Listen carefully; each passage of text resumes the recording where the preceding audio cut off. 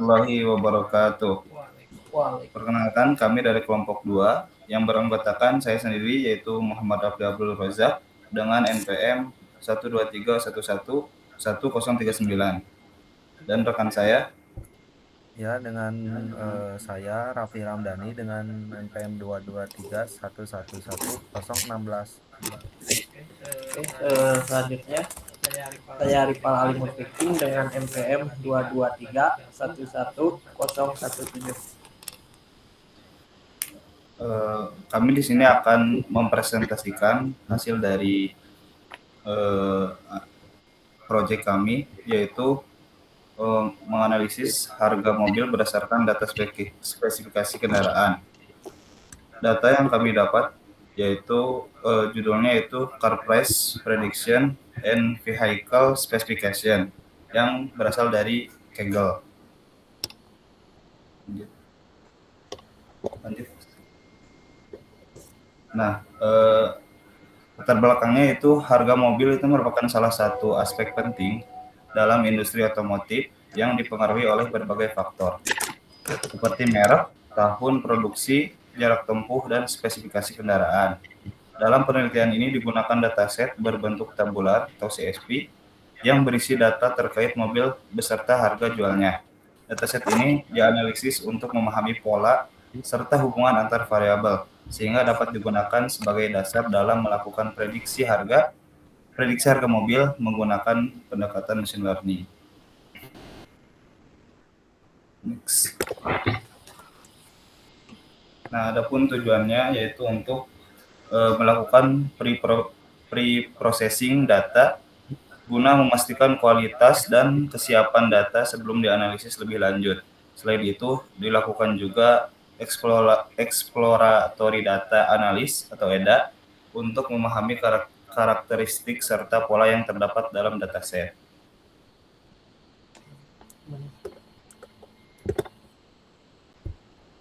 Baik, di sini saya akan menjelaskan slide yang berikutnya, yang dimana di sini dataset jumlah data ada 2000 baris, jumlah fitur 11 kolom. Target kita yaitu harga, yang dimana prediksi harga mobil, dimana fiturnya ada brand, ada tahun, ada mileage yaitu jarak tempuh, full type, yang kapasitas mesin atau bensin. Oke, selanjutnya. Nah, di sini jenis masalah ada supervised learning dan regresi, yang dimana sama halnya juga yaitu memprediksi harga mobil. Supervised learning itu apa sih? Supervised learning yaitu metode machine learning di mana model belajar dari data yang sudah memiliki label atau target, sehingga model dapat memprediksi nilai output berdasarkan input yang diberikan. Kalau regresi itu jenis supervised sendiri, lebih tepatnya supervised learning yang digunakan untuk memprediksi nilai numerik atau continue. Baik, untuk slide selanjutnya. Nah, di sini ada tahapan pre-processing. Apa saja sih tahapan pre-processing di sini? Tahapannya yaitu ada data cleaning, handling missing value, encoding, dan normalisasi. Dan nanti akan kita jelaskan pada slide selanjutnya pada tahap pre-processing. Nah, di sini kita akan menjelaskan data cleaning, yang dimana tugasnya data cleaning di sini yaitu menghapus duplikasi, yang dimana kita tahu bahwa data yang belum di data cleaning atau belum dibersihkan masih banyak data yang duplikasi atau sama. Yang kedua yaitu menghapus kolom tidak penting, yang di sini di data di sini kan ID mobil tersebut dihapus karena menurut tidak penting. Lanjut slide berikutnya. Nah, di sini ada handling missing value, yang dimana ada numeric to mean, categorical to modus.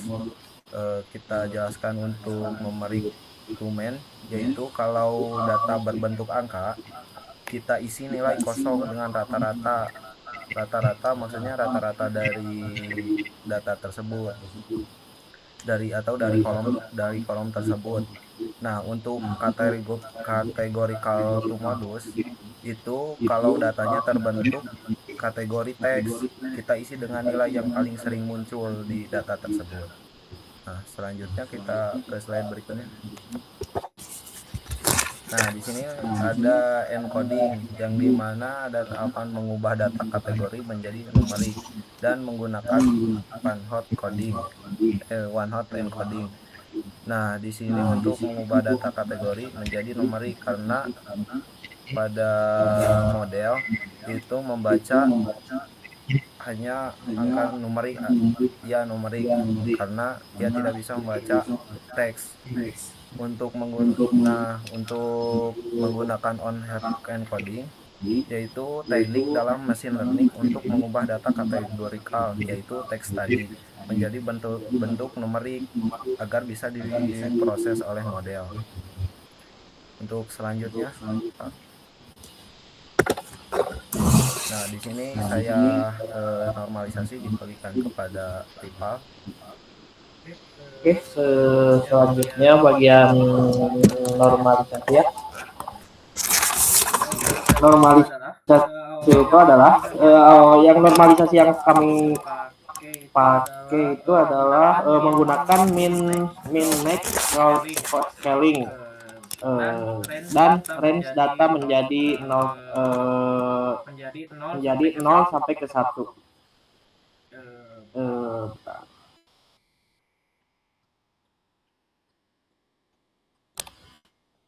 Artinya punya skala beda.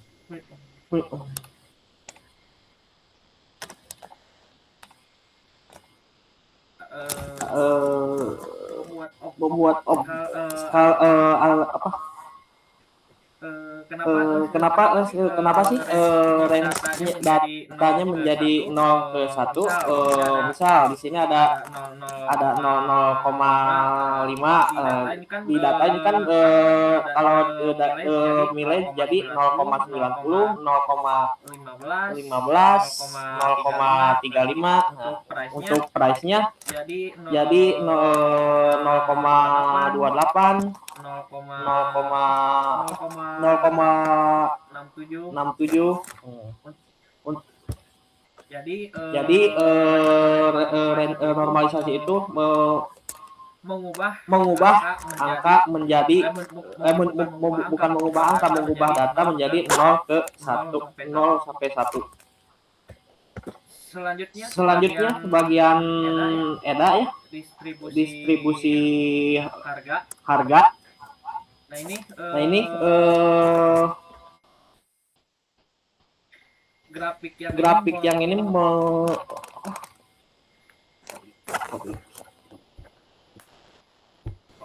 Oke, selanjutnya bagian EDA atau exploratory data analysis.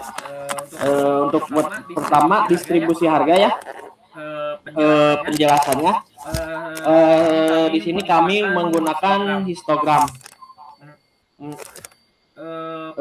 Penjelasannya menunjukkan sebaran harga mobil yang bawah ini. Terlihat bahwa harga memiliki variasi dari rendah hingga ke tinggi. Distribusi harga menunjukkan bahwa data memiliki variasi yang cukup luas sehingga cocok digunakan untuk analis regresi. Kemudian tahun versus harga, kita menggunakan scatter plot. Di sini penjelasannya semakin baru tahun mobil, harga semakin tinggi.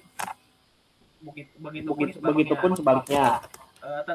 Terdapat hubungan positif antara tahun produksi dan harga mobil, di mana mobil yang lebih baru memiliki harga yang lebih tinggi. Selanjutnya jarak tempuh versus harga. semakin tinggi jarak tempuh untuk mobil yang kami analisis, harga semakin menurun. Terdapat hubungan negatif antara jarak dan harga yang menunjukkan bahwa mobil dengan jarak tempuh tinggi cenderung memiliki harga lebih rendah. Selanjutnya, heat map itu menampilkan hubungan antar fitur. Artinya,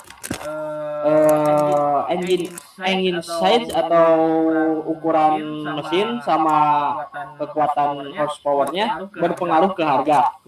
Kemudian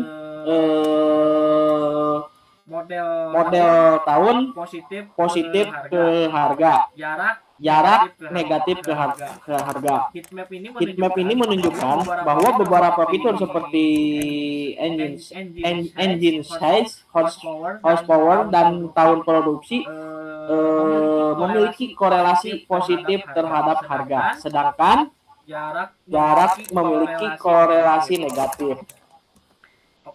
Oke, kesimpulannya, berdasarkan hasil EDA dapat disimpulkan bahwa harga mobil dipengaruhi oleh beberapa faktor utama seperti tahun produksi, mileage, dan spesifikasi mesin. Mobil dengan kondisi lebih baru dan jarak tempuh rendah cenderung memiliki harga yang lebih tinggi. Selain itu, terdapat hubungan antar variabel yang menunjukkan melalui heat map yang mendukung proses analisis lebih lanjut. Untuk insight-nya sama saja seperti kesimpulan tadi. Berdasarkan hasil analisis diketahui bahwa harga mobil dipengaruhi oleh beberapa faktor utama seperti tahun produksi, jarak, dan kekuatan horsepower-nya. Mobil dengan tahun lebih baru dan mileage atau jarak yang lebih rendah cenderung memiliki harga yang lebih tinggi. Selain itu, terdapat hubungan antar fitur yang terlihat pada heat map yang menunjukkan adanya korelasi antar variabel dalam dataset. Terima kasih dari kelompok kami. Saya Ripal Ali Murfikin dengan NPM 223 1110117. Dan saya Raffi Ramdhani dengan NPM 223 111. Terima kasih yang berbajak dengan NPM 123111039. Mungkin segitu dari kelompok kami, kurang lebihnya mohon maaf. Wassalamualaikum warahmatullahi wabarakatuh. Waalaikumsalam. Terima kasih.